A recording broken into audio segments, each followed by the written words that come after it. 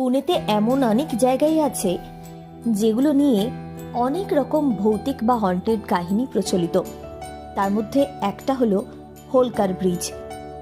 এই হোলকার ব্রিজকে ঘিরে স্থানীয়দের মধ্যে একটি বহুল প্রচলিত কাহিনী হলো এক মর্মান্তিক ঘটনার পর থেকে এই স্থান নাকি ভুতুড়ে। একজন মা তার সন্তানের মৃত্যু শোকে ভেঙে পড়ে এই হোলকার ব্রিজ থেকে ঝাঁপ দেন এবং আত্মহত্যা করেন।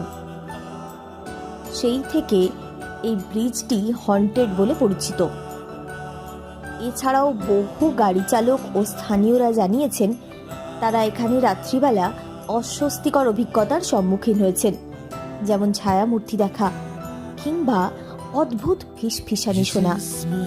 ধারণা করা হয় এর সাথে নাকি সম্পর্ক রয়েছে সেতুটির নিচে অবস্থিত 18 শতকের কবরস্থানের।